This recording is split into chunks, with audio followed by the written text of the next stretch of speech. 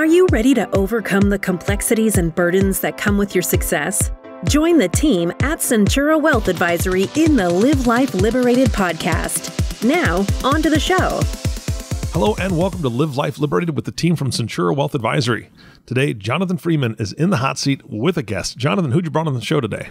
Hey, Eric. Good morning, and thanks for that intro. Yeah. Well, today I've got Mitch Simon. Mitch is a business coach, a leader coach, and someone that I've known for a good number of years. He is located in San Diego, but I think serves clients all over the world. And I'm really excited to have him in today to share a little bit about his business model, how he helps serve his clients. And he's actually a business coach for us as a firm. So we've had some very direct hands-on experience with Mitch, and that always provides both education and excitement when we have one of his sessions on a monthly basis. So Mitch, good morning. Welcome to Live Life Liberated. How are you? I'm doing well, Jonathan. Good to hear you, and good to meet you, Eric. Nice meeting you too. I'm looking forward to the conversation. Now, Mitch, are you really being transparent? Because you just said you're doing well, and that doesn't really sound accurate. Yes, Jonathan. I'm doing unbelievable, Jonathan, as you and I know. Well done. That's what I like to hear. I just want to make sure our energy level's right where our audience wants to see it. Yeah, that's an inside joke. Inside joke Jonathan and I have when we met. I think we've known each other for, it has to be at least 15 years. And I think one of the first workshops we went to was a speaker, just when everyone asks you how you're doing, you just say, unbelievable. So I'm unbelievable, Jonathan. Well, in doing my research, I was looking at your website, and I saw a picture from one of your first leadership groups. And the guys in the picture, now this is probably, again, 10 plus years ago, had a lot more hair, were younger, and that same crew, I continue to both be friends with and track their careers over time. And it's really interesting to see how you have had such an impact on people's lives as coaches, as business leaders, as professionals, and now to see where they're at in their career, that's got to be pretty rewarding. It is. It's thank you for that. I try to stay humble around this stuff because I really went into leadership coaching and business coaching just because I had suffered so much pain working for the man, working in big corporations. And I do this because I love to see people grow and achieve their full potential. And then, it's kind of neat to see how people's lives have changed because I worked with them. So I'm pretty humble about it, but I'm very serious about what I do. Yeah. And I mean, when people ask me who is Mitch, I look at you as not just a business coach, but an entrepreneur, and you've evolved. But I'd really like to help our listening audience understand how you got to where you're at. Because like you said, you were, you call it a corporate peon or whatever, but you worked in large corporate America and found that you wanted to go out on a different path. Tell us a little bit about what that story, how that transformed or transpired. Yeah, great. So, long story long is, I got a JD MBA at UCLA and went straight into Hollywood because that's what you did when you went to UCLA Business School. Was really bored, let's just say, in Hollywood. Then went back to San Diego because I'd gone to UCSD and got into high tech. Was at a company for 5 years. It was a monopoly and it was absolutely miserable. I happened to have a couple contracts with a little tiny company then called Nokia. And I quickly switched to Nokia and spent 7 years there. And the reason why I loved it so much was that they were big into leadership development. So pretty much my first year, 50% work, 50% leadership development, no kidding. When I got to Nokia, it was an incredible culture. By the time I left Nokia, it was a miserable place to be. So I had this kind of gift of incredible leadership development and a gift of horrible leadership. It's a dichotomy. I call it a gift because what it did is it basically just irked me on. It edged me on to say, you know what, you need to go out there and you need to stop the pain. And so what happened was 7 years into Nokia, it was post 9/11. They started to let people go, like one a day. I happened to have a business coach at the time, and I called her up and I said, Max, I said, I just got laid off. And she says, unbelievable. I mean, she said, fantastic, because now you need to go out and be a business coach. That got me into coaching, was having a coach, having so much leadership development and having so much pain. And so what I did then was, on top of all my degrees, 2002, I go to a coaching program in San Francisco. It's called New Ventures West. I was actually led to that program through a contact at the Ken Blanchard Company. And I was introduced to ontological coaching, which we don't need to go into, but it was really Jonathan, it was a huge slap in the face. Basically said, I don't care if you have degrees. I don't care if you have like 14 years of experience in the corporate world. You don't know anything. And I was really confronted with really not knowing what it is to be a leader, to be a human being, to really lead a fulfilled life. And that was my story and my adventure. And then so starting out, I basically did what coaches do, which is one-on-one coaching. So I would call people up and I would say, hey, I'm a coach. And then I'd hear click. And then so finally, I was lucky enough to meet a friend in the neighborhood. His name is Glenn Arnold, who you know, Jonathan. And Glenn says, yeah, I'll give it a try, because Glenn was into everything. Glenn is one of the most successful brokers in San Diego. So then Glenn Arnold says, you need to meet my CEO. And that was John Frager. Now, John Frager today runs CBRE on the West Coast, if not the entire Southwest. Back then, John Frager ran a tiny little brokerage called BRE Commercial. He basically said, I'm looking for a program to develop my senior brokers. And I turned to John and I said, you know what? Senior brokers, they're pretty much dead already. I'm like, why don't we work on the young guys? And then we started talking. He says, yeah, you know what? John Frager said, my vision now is to really build the future of the San Diego commercial real estate industry. And so John Frager and I put together this program where we ran probably around 40 to 50 brokers, young brokers, through this program, and some of the young execs at BRE Commercial, which then became 700 different companies before it's now Cushman & Wakefield. And it was through that I started to move from one-on-one coaching to basically doing team development, team coaching, working on strategy, working on vision, working on team strategy, and really, as Jonathan said, moving these young guys from, they started at about $24,000 a year to now I saw one of them last week, and his team will bring in $6 million. So it's nice to see that impact. Now it was John Frager who went on to hire Jonathan Freeman to be his CFO, and that's how I met Jonathan. That is a true statement. So you talked a little bit about how your business has evolved, and now you're in leadership development at a multiple different levels.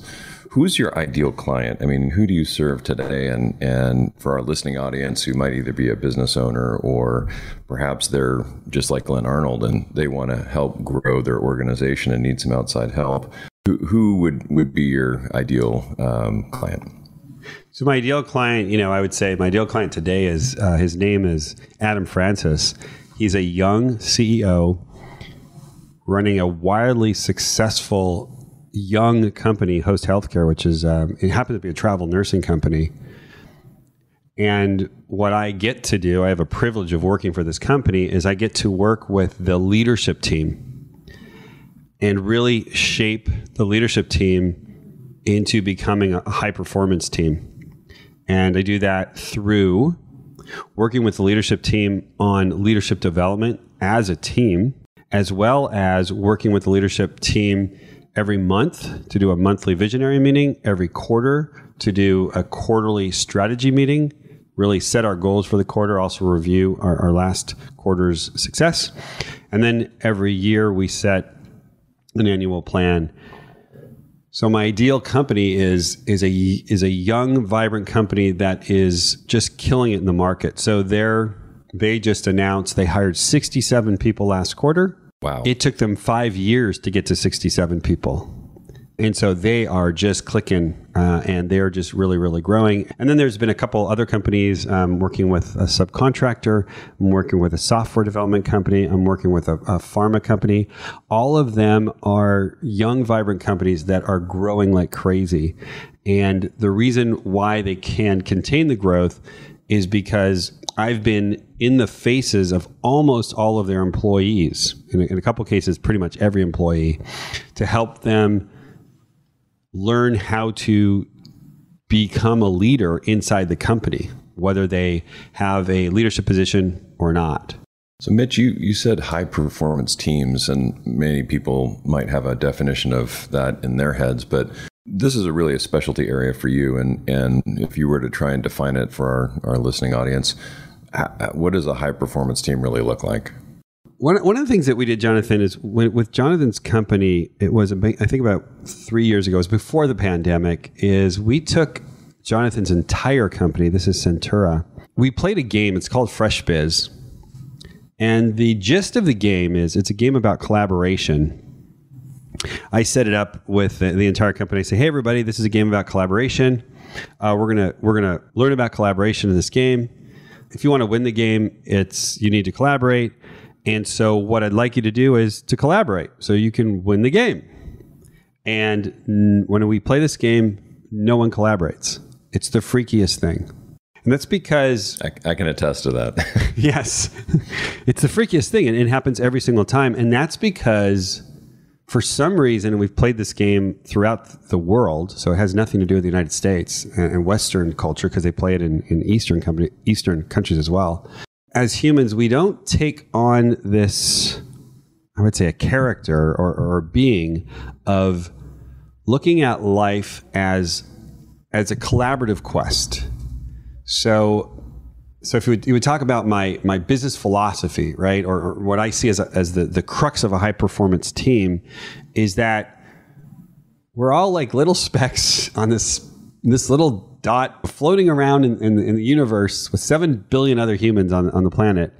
And we try and do life on our own. In fact, Western culture tells us to do life on our own. When in fact, if we can look at life as a collaborative quest, which means that I'm here to be a part of us, to develop ourselves and develop myself. So I'm going to have your back and you're going to have my back, and what's mine is yours and what yours is ours. And you're going to make me better because I'm going to make you better as a human being. And so when we get together, we're completely transparent. I want to put it all out there, because if I'm holding something back, that doesn't help you and it doesn't help me. And so this whole joining together of when we come to work every day, whether it's in person now or virtual, I know going in that you're here to make my life great, and I'm here to make your life great. And when teams get this, it's pretty deep, but it's I see it. I'm gonna have to sit back and really internalize that. Yeah, I saw it. I saw it at CDC Small Business Finance. I'd worked with that bank for about 5 years. By the end of the 5th year, I could see they got it, and they said, "You guys don't need me anymore." They really had matured from I'm here to fulfill my career to I'm here to really have a blast and to hold the next person accountable for being amazing, and to hold our whole team accountable for being amazing. And then, of course, all the conversations shift. Now, of course, you need a lot of trust there. But the gist of the game at the end of this game called FreshBiz is, you guys, wasn't this fun? Wasn't this more fun when we were working together and supporting each other? And I was like, yeah, it was more fun. It's like, well, why don't you treat your life like that? So I feel that work is the last bastion of personal development. We don't get coaching and the support that we used to when we had these families, not just mom, dad, and kids at home, but was mom, dad, kids, grandparents, great-grandparents. Not that many people go to church or synagogue anymore. Not that many people are actually, not many kids are playing sports as much as they did. They're not outside as much. So where can you actually develop yourself as a human? I believe that is at work, where you spend most of your life. That's my philosophy. And so for companies like Centura or for like Host Healthcare or for now like Catalyst Biosciences in San Francisco, what's happening is they're involved in work being this collaborative quest for them becoming great human beings. The workplace is a new frontier for personal development. I believe so. Wow, that really requires transparency and openness, which in many cases in most, I guess I'll call it traditional work environments, people don't think about being open as a prerequisite or a mandatory way of developing in their job or being successful. Agreed. And then of course, the big buzzword now is psychological safety. And that psychological safety is the safety to be yourself, say anything. And of course, just giving a plug to Centura Wealth Advisory, that's what we've created over the last couple of years is every single month we get on the phone.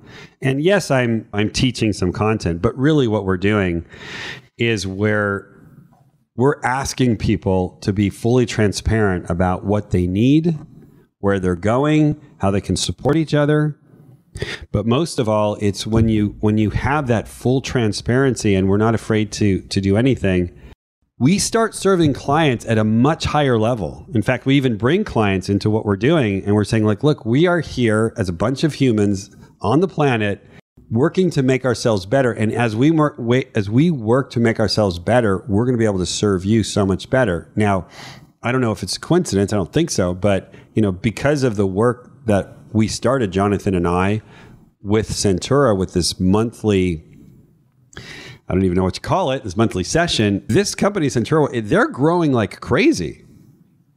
And their turnover is like marginally nothing. And so that's what you get. Yeah, oh, that's fantastic. So we're now post-pandemic, we are in an ongoing pandemic.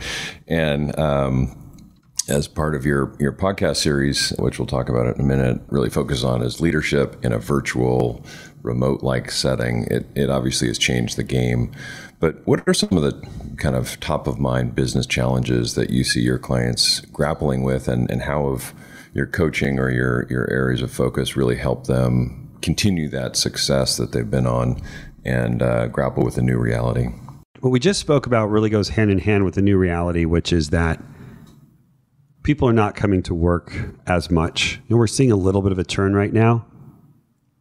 But for the most part, at least the companies I'm working with, many of them are still pretty much 90 to 95% at home. And so I would say the first issue right now is maintaining a culture when everyone is isolated and many people start to be very, very lonely.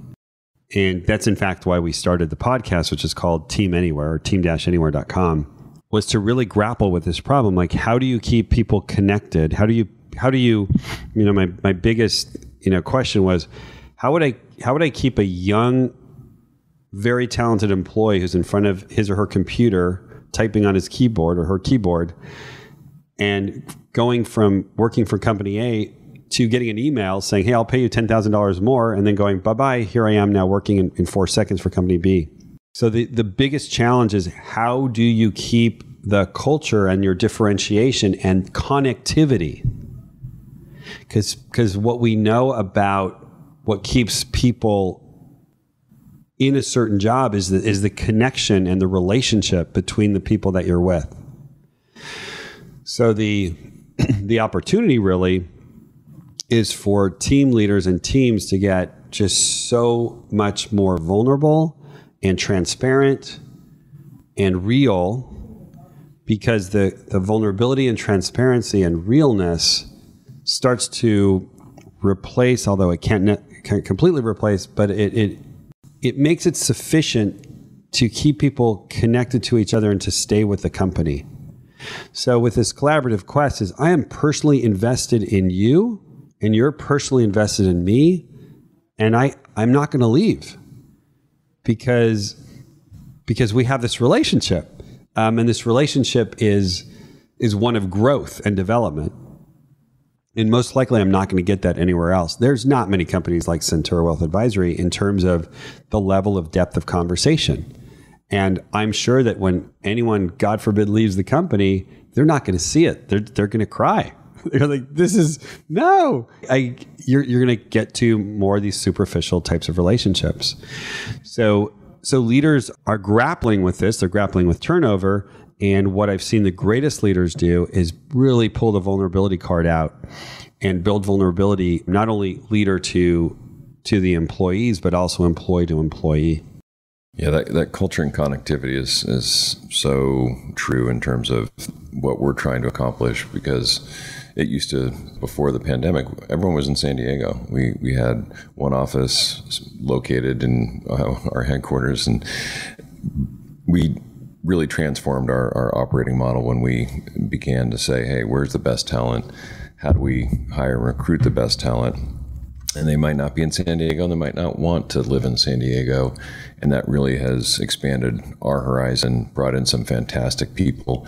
But trying to maintain that culture, which was so fundamental to who we are and how we serve our clients, became the next major challenge as we were trying to keep these people connected. You know, again, you have to do it on video and other means, but that's, you know, so critical to keeping the bond and everyone challenged, excited, and feeling like they're on the same mission and on the same train.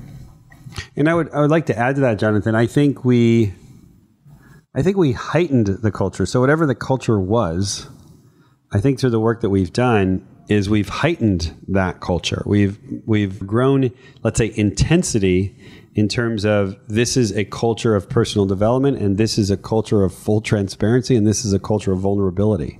And we were able to do that even in a completely 100% virtual environment. I agree. Yeah, and that was the big thing that you helped us continue and enhance for sure, because prior to that we had been doing a certain amount of leadership development, but we really expanded that, opened the curtain, brought everyone into the same room, virtual room, and really you've really helped us continue that march. And it's seen day in and day out in the way people show up to work, the way they interact on teams, and their level of engagement within the organization and really helping the people we serve. Yeah, it's been fun. It's been a lot of fun. Yeah, and in the end, it's been fun. Yeah, that's always trumps everything else. Well, Mitch, I really appreciate you taking time out of your busy schedule to come sit down with me and talk about your business and how you've helped us, and hopefully as others listen to this and they're in a similar situation with a very successful company that's growing, or they want help in their organization, they know someone that they can turn to, and you can come rescue them like you've done many other companies that I'm aware of. So, Mitch, for those that are interested, could you just provide your contact information if they want to get a hold of you? Sure. So easiest is to go to our website, which is simonleadershipalliance.com. So simonleadershipalliance.com. You can email me at any time, msimon@simonleadershipalliance.com. And then, like I mentioned before, our podcast is team-anywhere.com. And then we also have a lot of snippets of our podcast, and that's on Instagram @TeamCoachMitch. So those are all different ways to get a hold of us, and I'd love to have a conversation with you if you're interested in learning more about us. Fantastic. Eric, over to you. This was a great podcast. I mean, wonderful information. Mitch, I love it. I love coaching is ingrained in my heart, and I know that the companies out there that want to experience that kind of growth, they just don't know what they're searching for. And so I love the fact that Jonathan brought you on the show and let you have that voice today. So thank you so much for being on the show. Of course, Jonathan, thank you for bringing him on the show. And our last thank you goes to you, the listening audience. Thank you so much for tuning in and listening to the Live Life Liberated podcast with the team from Centura Wealth Advisory. If you have not subscribed to the podcast yet, please click the subscribe now button below.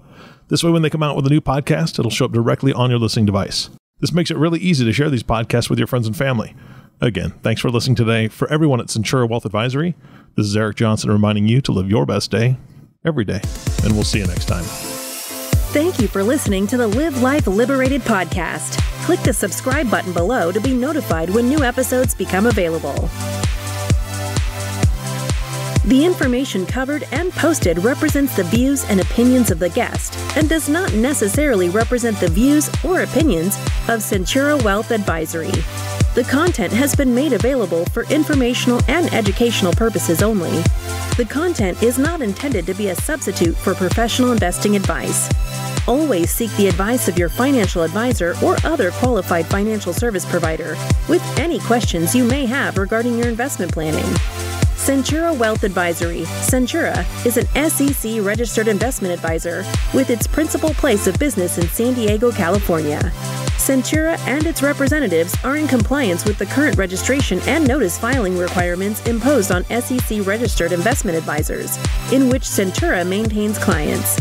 Centura may only transact business in those states in which it is notice filed or qualifies for an exemption or exclusion from notice filing requirements. Past performance is no guarantee of future results. Tax relief varies based on client circumstances, and all clients do not achieve the same results.